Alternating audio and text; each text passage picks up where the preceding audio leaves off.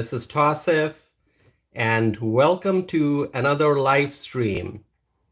It's January the 18th of 2024, and I'm starting this live stream to talk about election 2024 and some thoughts, some expectations, and some other things that are important, that are significant. And so let's see who's joining. Terry. Hi, Terry. Thank you for joining. Terry from South Dakota is here. Um, and maybe I'll wait a few more moments to see who else joins. I think when these live streams start, I think people get notifications on their phone or their computer. And so Michael is joining. Hi, Michael. Thanks for joining. And I just started this right at 9, and I think I should wait a few more moments to see who else joins. But feel free to ask me questions, to write your comments, to share your thoughts in the chat window throughout this live stream. And I think I'm getting better at managing my screen here on my end to see who's writing the comments, because the chat window kind of goes away, and when there's a new comment, it comes back, and I can click here to bring back the chat window. And so I like paying attention to the chat window as I'm talking to see what comments the viewers have. So Terry is here, Michael is here, and I'm hoping that more people can join. So I will continue. The reason I'm doing this live stream is to talk about the 2024 election. Obviously, it's a big topic. We can talk for hours, I know that. But I just want to share some quick observations that I have, some thoughts, some expectations, and I want to hear from you about what you think. So overall, we are heading towards November 2024. It's January 2024 now, but I know that the months will go by really fast, and very soon the election month, November, will be here. And people have lots of expectations about this election. And I know that freedom-loving Americans want a new leader. We need a bold, strong, and honest leader in the White House, a leader who will prioritize American citizens. And as a conservative, I have some thoughts regarding the road ahead. My friends, we know one thing for sure, that as of now, we know that Trump is the leading candidate. Donald Trump is the frontrunner. And after the Iowa caucus, it became very obvious that the momentum is on Trump's side. I have some thoughts on what Ron DeSantis and Nikki Haley should do, and that's primarily why I am doing this live stream. Now, Ron DeSantis is a presidential candidate, so is Nikki Haley, very high-profile political figures. And I know they have lots of consultants, and they have advisors and people who are telling them what they should do, what they should not. So, they don't have to listen to my advice, but as somebody who likes to exercise my First Amendment right to free speech, I will share my thoughts about what Ron DeSantis and Nikki Haley should do. So that's why I'm doing this live stream.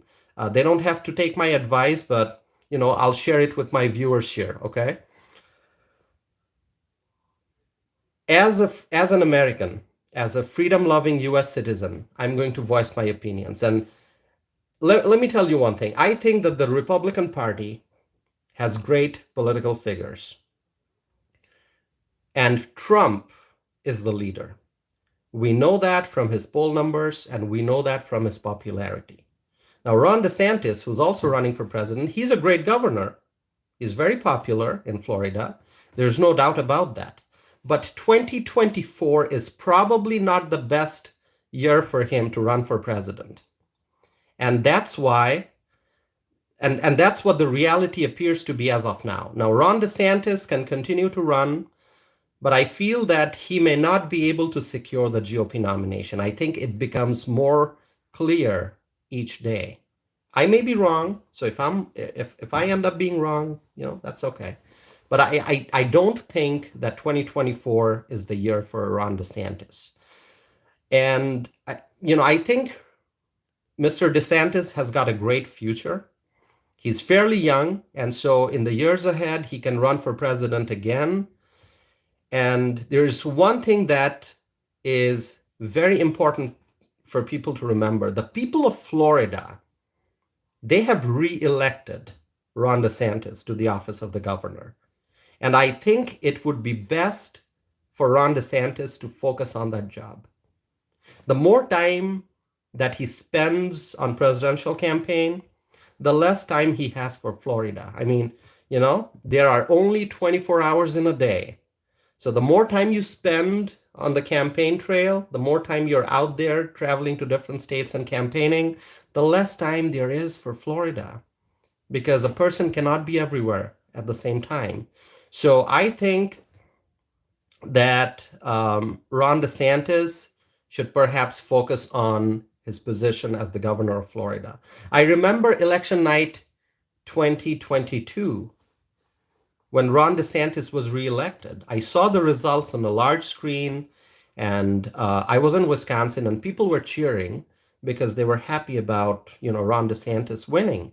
And Republicans, I think all over the country who pay attention to politics, they were very happy to see Ron DeSantis win another term as governor. So I think that the best course of action for Ron DeSantis would be to turn his attention towards Florida full time. Now let's talk about Nikki Haley, but before I do that, I'm going to check the chat window here real quick. So Terry is writing that, Terry writes, I wish governors would finish their terms before running for president. Terry, I think that's a great thought, because obviously it takes a lot of time and energy to run for governor, no matter what state you're running in. I mean, it's that a gubernatorial campaign takes a lot of time. And once the people of a state elect a governor or re-elect someone, and if that person immediately after that goes on campaigning for different office, office of the president, then, you're not really paying attention towards the people of your state. So, I think I understand what Terry is saying, and I think it's important for governors to focus on their terms, focus on the job that they have, because people have elected them. So it's important for them to focus on their states before deciding to run for president. So let's see what other comments we have. Michael writes that I love our governor in Alabama, Ivy. So we have some, as Americans, as Republicans, we have some great governors, I think. We have some great conservative governors in America, but running for president, it takes a certain level of energy. You have to have certain skills. It's a huge time commitment, and fundraising is very challenging. I mean, it's not easy to run for president. So I know that there are some great governors in our country. Not everyone decides to run for president, and those who do, it's just, I mean, being a governor is I mean, it's more than a full-time job, right? And then at the same time, running for president while being a governor, that's even more time consuming and difficult. So I completely understand that. So now let me talk about Nikki Haley. I've talked about Ron DeSantis. Here are my thoughts about Nikki Haley. I think Nikki Haley is an inspiration for many young women who want to be successful in politics, who want to become, with their hard work, they want to become important political figures in the future. And I know that Nikki Haley inspires a lot of young women because Nikki Haley is a highly successful political figure. She was a governor, and then she served as the ambassador, as the US ambassador to the United Nations, which is a very important position. And she served as the ambassador when Donald Trump was in office. So Let's remember that. And now, um, she's running for president in the same race while Donald Trump is running for president. So, that's important to note, obviously. Now, Nikki Haley is a successful political figure, and um, but I'm not sure that 2024 is the right year for her to run for president. And I'm saying that um, also because she ranked third at the Iowa caucus. And the percentage points difference between Trump and Haley at the Iowa caucus, it was significant. Over the years, I have paid a lot of attention to presidential campaigns. Since I was a student, I have been watching presidential debates and I've been reading about candidates, and I always try to understand their positions and their background, their history. And there are many great people who ran for president in the past. But each election cycle, at the end of the day, only one person becomes the nominee from each party. And this year, 2024 election year, it seems to me that Nikki Haley may not be the GOP nominee. Now, I cannot predict the future, but I'm just sharing my thoughts and my observation, and you can share your thoughts and let me know if you agree with me or you have different predictions. Let me look at the comments. Okay. Yeah. So Michael supports. Michael, do you support Marsha Blackburn? You mentioned Marsha Blackburn. Would you like to see Marsha Blackburn as a VP candidate? I think somebody mentioned that. Was it you, Michael? Um, uh, I think I remember one of my viewers might have said that Marsha Blackburn should be on the ticket with Trump. So yeah, I can't remember, but I know Michael mentioned Marsha Blackburn. Yep. So Michael writes Marsha Blackburn, VP. Yes. So that's Michael's thoughts. Michael is writing that he would like to see Marsha Blackburn as a vice presidential candidate. Okay. We still don't know who Trump may pick for VP, assuming that Trump becomes the nominee from the GOP side. So I'm waiting to find out who he picks, and I'm assuming he'll be the nominee. Okay, I think my viewers understand that already. That I think Trump's going to be the nominee. Now, obviously, as I always like to say, it's just my prediction. I may be wrong, but we'll see. Now, as I was saying, that this year, 2024, it seems to me that Nikki Haley may not be the nominee. Now, remember 2008, very exciting election year. If you remember 2008, I was a young student, and I remember there were some great candidates who ran for president from the Republican side. And then only one person got the nomination, right? And it was John McCain. And in 2012, there were great candidates from the GOP. And, as always, at the end of the day, only one candidate gets the nomination. It was Mitt Romney. And in 2016, there were lots of candidates, great people, and then Trump got the nomination. And so as a party, I know that we have good candidates. We have great political figures. And, at the end of the day, only one person gets the nomination. And this year, I think it'll be Trump. So 2024, I think it's Donald Trump's year. I think he's going to get the nomination. So Ron DeSantis, great governor, great political figure. Nikki Haley, she's also very successful.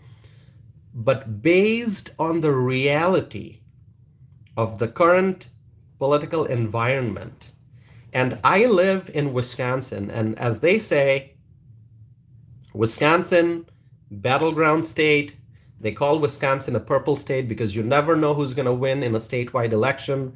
Sometimes a Republican wins a statewide election. Sometimes a Democrat wins a statewide election. And it's a purple state. And I think it is. So Although if you look at the map of Wisconsin, most of the counties, I think, are pretty Republican, but then you've got Dane County and then Milwaukee County, very populated counties where there are lots of Democratic votes.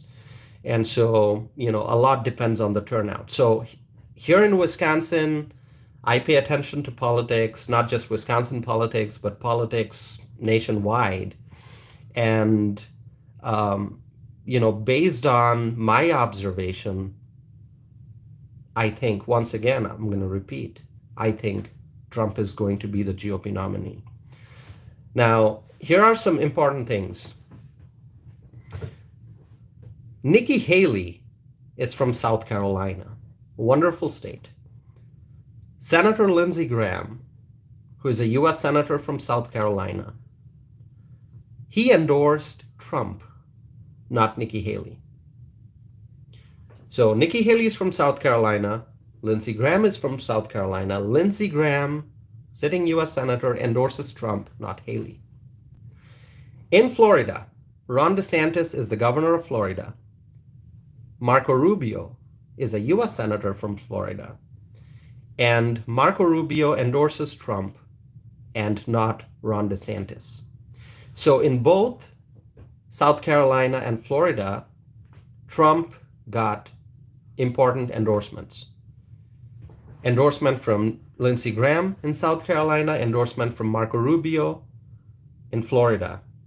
And these are all signs that Trump is gaining strength every day.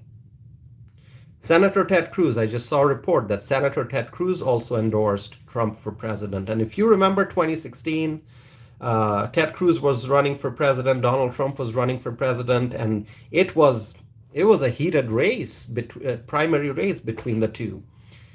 And Ted Cruz endorsed Trump for president. This just happened. And so here's what I think would be a good course of action for Ron DeSantis, okay?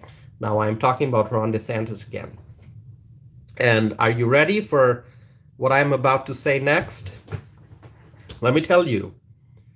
Here's what I think Ron DeSantis should do. I think it's time for Mr. Ron DeSantis to endorse Donald Trump. Between Nikki Haley and Ron DeSantis, I think whoever endorses Donald Trump first will gain more popularity among Republicans. If DeSantis is thinking about running for president in the future, which he can, as I said, he's fairly young, he's got time. Once he completes his term as the governor of Florida, if he wants to run for president again in the future, he can do that. And so I think if DeSantis wants to run for president in the future, the best thing for him to do right now would be to endorse Trump. And his endorsement will help increase Republicans' chances of winning the White House in 2024. So share with me your thoughts on what I just said. Ron DeSantis is still in the race, and New Hampshire primary is coming up, but I am saying the best course of action for Ron DeSantis, who's a great political figure, the best course of action would be for him to endorse Trump. Is he going to do that? I don't know. I think, now let's talk about Nikki Haley again. I think Nikki Haley will wait until the South Carolina Republican presidential primary before deciding whether to continue campaigning for president or not. Because South Carolina is her home state, and that primary is coming up next month. And so I think it's my prediction that Nikki Haley is going to wait until then. Now, in politics, anything can change anytime, so I don't know. But if somehow Ron DeSantis endorses Trump first, if Ron DeSantis endorses Trump, it'll greatly increase Trump's chances, obviously, and it'll unify Republicans in Trump's favor. Now, if Nikki Haley endorses Trump before Ron DeSantis does, that'll be very interesting. Now, I don't know if Nikki Haley or Ron DeSantis would endorse Trump. I'm not saying that they would endorse Trump, but in the world of politics, anything can happen. Obviously, they're in a race right now, and they're competing against each other. But in politics, at some point, Republicans will have to unify and support the leading candidate. And right now, the leading candidate is Trump. He is the front runner. It's clear. Everyone understands that. That's the reality. So I am saying Ron DeSantis should endorse Trump. Now, if Nikki Haley endorses Trump before DeSantis does, it'll be interesting, as I said. But then again, none of them may endorse Trump. So we don't know. But the sooner, once again, let me tell you, the sooner Ron DeSantis endorses Trump, the better it'll be for the Republican Party as a whole. Now, I want to talk about one other person. So Terry writes, Ellis Stefanik. So Terry, are you thinking Ellis Stefanik would be the VP choice for Trump? Is that what you're guessing? I think, she would be a great VP candidate, Ellis Stefanik. And then there are other names also, like Kristi Noem, which I think, Terry, you mentioned in one of the live streams in the last few days. Anyway, I'm going to continue, but please share with me your thoughts in the chat window. So one other person I want to talk about today is Vivek Ramaswamy. Look at Vivek Ramaswamy. He ran for president. He became very popular. He won many fans and supporters, but then he realized that it's time to endorse Trump. And after the Iowa caucus, Vivek Ramaswamy left the race and he endorsed Trump. And at the caucus, I think he was fourth, right? Yeah, so it was Trump, number one, number two was DeSantis, number three, Nikki Haley, number four, Vivek Ramaswamy. So by endorsing Donald Trump, Vivek Ramaswamy is keeping the door open for a future presidential run. Ramaswamy is a very young gentleman, and he has a lot of time to run for president in the future if he wants to do that. And so I think he made the right decision by endorsing Donald Trump right after the Iowa caucus. And I think what that will do is bring a lot of Vivek's supporters on Trump's side, and it's going to strengthen Trump's campaign. My friends, I've shared with you my thoughts in this live stream, as I do in all my videos. And my observation is based on reality. In politics, reality is important. People have dreams, people have aspirations, they have goals, they want to achieve things, but then you have to look at reality. In a presidential primary, not everyone's going to be the winner. There's going to be one winner. There's going to be one GOP nominee. And based on the reality right now, it seems to me that the GOP nominee is going to be Donald Trump. And the reality tells me, the way I see it, from my observation, I don't think Ron DeSantis will win the GOP nomination. I don't think Nikki Haley will get the GOP nomination, not in 2024. I'm talking about 2024. I'm not talking about future elections.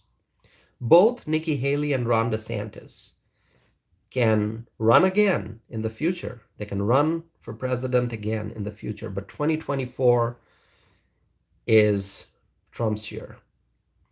Of course, the political world is unpredictable, and so We can never be 100% sure. We can simply make predictions, and then we have to wait and see, what the reality is. Only time will tell. As the months go by, we'll know more. So those are the thoughts I wanted to share with you.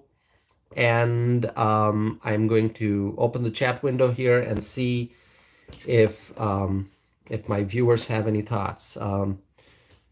Bobby Jindal. So Terry mentions Bobby Jindal. He was the governor of Louisiana, right, Terry? Yeah, Bobby Jindal. I remember Bobby Jindal. He was great. I don't know what he is doing now. So I'm curious. I may look that up right after this live stream. So my friends, share with me what your thoughts are. I'm trying to do these live stream. I like doing these live streams because by doing a live stream, I get to interact with my viewers, my friends from all over the country. Someone writes Trump 2024, and then a red heart, a white heart, and a blue heart. So red, white, and blue, the American colors. Trump 2024. I agree. This is Trump's year, and so I'm actually looking up Bobby Jindal on my phone here. Yeah, he served as the governor of Louisiana, and so I don't know what he's doing now. I'm curious to know now. But overall, I think over the years we had some great presidential candidates, and I'm sure in the future we'll have some great candidates from the Republican side. And the main focus should be we have to win back the White House. We have to win back the Oval Office. Look at the crisis in the country. The border is still wide open. Millions of foreign nationals have entered the United States by crossing the southern border illegally. And you look at places like New York and Chicago, two cities that I frequently talk about in my videos, the crisis in those cities. And this morning I made a video in which I talked about migrants and how they are seeking medical treatments in Denver, and how millions of dollars of bills, medical bills, are remaining unpaid, and that's creating pressure for the healthcare sector in Colorado, in Denver, and it's leading to a crisis. So illegal immigration, the border crisis, is causing a crisis in the American healthcare system. So I made a brief video on that this morning. I published that, and then obviously I'm doing the live stream now. So I'm on my YouTube channel. I'm publishing both, pre-recorded videos as well as, doing live stream. So I like to interact with my viewers. So it's good to see that people from various states are joining. And on a weekday, I'm trying to stick to the 9 p.m. Time, Central Time. That's when I started this live stream today, and that's what I did yesterday too. Now, it may not be possible for me to do a 9 p.m. live stream every single day during the week, because many times I'm outside. I may have work. I may have other things that I'm doing in the evening. But if I'm available, I'm going to do the live stream, at around 9. Now, today, as I'm looking outside, it's snowing. And Terry likes my shirt. Thank you, Terry. I like the shirt too. It's very comfortable. Not something that I would wear outside in the winter, obviously, because living in Wisconsin, that's a bad idea to go outside wearing this shirt in the winter. I'm going to wear a couple different layers and bundle up.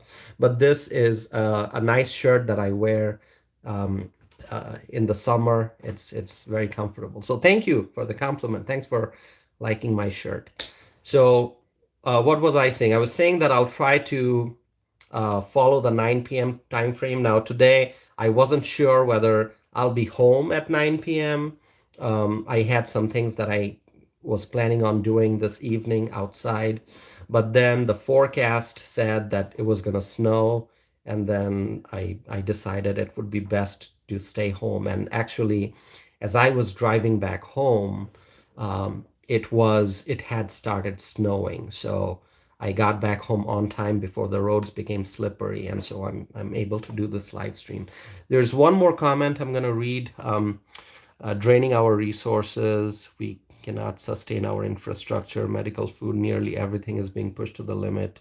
Yeah, that's true. I am concerned about the economic problems that we are facing. American citizens are struggling to make ends meet. There are many families that are suffering because of inflation. I've talked to people, and there are, many hardworking Americans who told me that they're having to spend hundreds and hundreds of dollars more every month because the prices have gone up, and their income did not go up, or even if it went up, it was not enough of an increase to keep up with the rising prices in the economy. So as a result, families are having to spend hundreds of dollars more per month, and it's very challenging, and people are having to cut back on things. And what's really sad, and I think I mentioned this in one of my videos, it's a sad reality, and I've heard this. So this is word of mouth. I've heard it from people that there are hardworking Americans who go to the grocery store and they have a budget. They know how much they can spend, and so as they are, getting stuff from the shelf and loading up their carts, before they head to the checkout counter, as they are doing the math, because if you're shopping, you know how much milk costs and how much eggs cost and how much breakfast cereal costs. So a lot of people, as they are shopping, they can kind of mentally do the math and figure out the total. And people are having to take stuff out of their grocery carts and put stuff back on the shelf because they know that they are exceeding their budget. And this is extremely sad. I mean, we are the greatest country in the world. Americans work hard. And so, in spite of all the hard work, if people have to, forego stuff, and they have to, cut back on groceries because they can't fit everything within their budget, it is extremely sad. And that's the economic reality that we face right now in this country. So as Americans are struggling, as American people are suffering financially, undocumented immigrants are here, millions and millions of them, and liberal politicians are taking money out of American taxpayers' pockets and spending millions and millions and now billions of dollars on undocumented immigrants. And in one of it, and so a viewer says, agree. Yeah. Terry writes, my electricity rate is up 10%, trash is up 6% just past month. Yeah, it's sad. Everything's going up. I mean, breakfast cereal costs more. Mineral water costs more. Everything. I mean, just add up everything you need in a month. Everything costs more, whether it's food, whether it's stationery, whatever it is, electricity, gas. And so when you add up all those dollars, it leads to a huge figure. $1 here, $5 there, 50 cents here, $10 there. And people are having to spend hundreds of dollars more per month because of inflation. And so at a time when we are facing that kind of crisis in our country, how can liberal politicians take money from our pockets, hardworking American taxpayers, and spend that money on undocumented immigrants for housing, for medical and legal services? So I just saw this and I made a video on this. So you'll find it on my YouTube channel. Kathy Hochul, governor of New York, is proposing a $233 billion budget. And in that budget, she's proposing 2.4 billion, not million, 2.4 billion with a B, billion dollars towards for the migrants. And that would mean money for case management services, money for housing, and money for medical and legal bills. I mean, can you imagine that? If you have a legal concern, if you need legal advice, and you call a lawyer's office and you just ask how much the lawyer is going to charge you per hour to give you legal advice. If it's a good lawyer, then you're probably going to spend hundreds per hour on the lawyer. That's how expensive lawyers are. And here's Governor Kathy Hochul. She wants to take taxpayer money, billions of dollars, and allocate that money towards the migrants to pay for their not only housing and case management, food, and other things, but also medical and legal bills. Hardworking Americans can't afford lawyers in this economy, but Kathy Hochul, governor of New York, wants to use taxpayer money to pay legal bills for undocumented immigrants. I mean, what's going on? What's going on? So anyway, I will continue to talk about the issues that we face as American citizens. And no matter what state you are in, as American taxpayers, we are all concerned. And every state has now become a border state because millions of undocumented immigrants are spread out all over the country. Millions of undocumented immigrants have entered the United States since 2021, and they are in New York, they are in California, they are in Illinois, they are in Massachusetts, they are in Wisconsin. So the border crisis is not just affecting Texas, Arizona, New Mexico, California. The border crisis is affecting entire America. And so on this YouTube channel, I will continue to talk about important issues, pressing issues, and I want to hear your thoughts, and I will share with you my commentary, my views and opinions. So please stay connected with me. Thank you for tuning into this live stream. I appreciate that. Please share with me, share information about my channel with your friends, family members, and neighbors. Help me spread my message. Help me spread my word. We are Americans, and we have to protect our country, and we have to exercise our First Amendment right to voice our concerns, and that's what I'm doing. So thank you for staying connected. Thank you for tuning in, and I'm going to take a final look at the chat window, and then if there are no more comments or concerns, I'll end this live stream. So here's a viewer who writes, I'm a nurse and on my way to an 11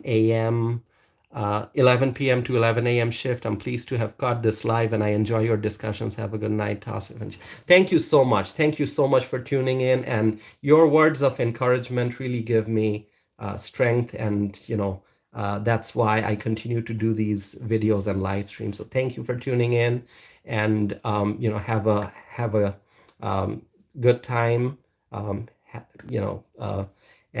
good night. So stay safe, stay healthy. If you are in a cold weather area, stay warm. And, I'll be back again with another live stream. So thank you once again. Have a good night. I'll be back soon.